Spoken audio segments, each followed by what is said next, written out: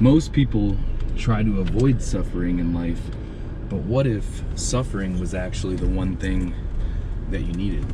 Now, let me start with a good story to give you some insight to why this one makes so much sense right now in this stage of life for me. So I'm in the middle of a cut, getting to a really low body fat as we speak.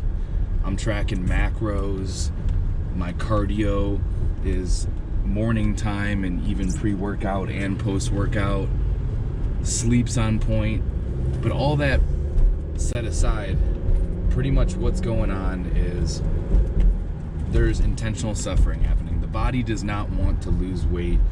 The extra cardio is not necessarily the most comfortable.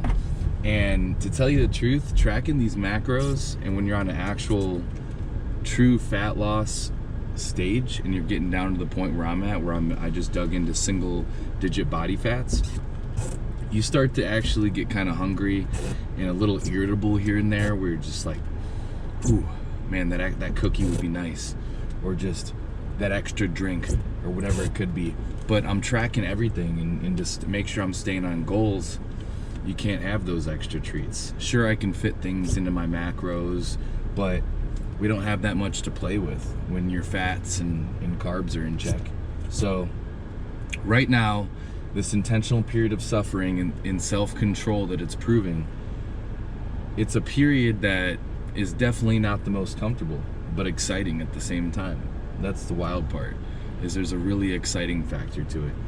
You know you're seeing results, you know what every single one of your actions is gonna dictate as far as results, and you just have to trust it.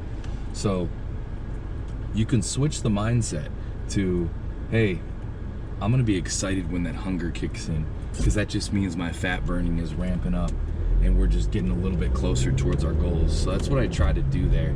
And I try to also realize, hey, this intentional pullback and not choosing something that's necessarily the easiest path is gonna make sure that self-control is reinforced. And I love practicing self-control, to be able to resist from just desires or any type of things that have some sort of emotion wrapped around it in your life.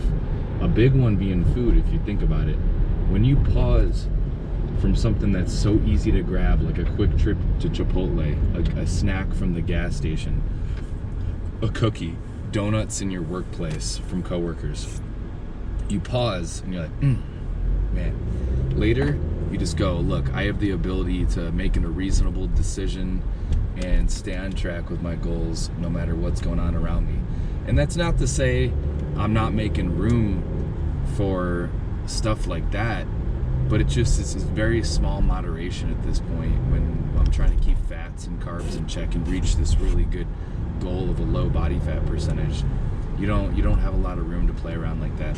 But every time I make those decisions, like earlier when I was starting to feel a little bit hungry before I took this pump non-stimulant pre-workout, I was like, whew, it'd be so nice just to crush a bunch of extra Rice Krispie treats right now. But I'm gonna put a pause on it. And now I'm driving to the gym and I'm not even thinking about those Rice Krispie treats. I'm just excited for this session now to put in a really good push. We got push our chest and tricep, definitely a little bit of cardio added with this session, a little bit of sauna.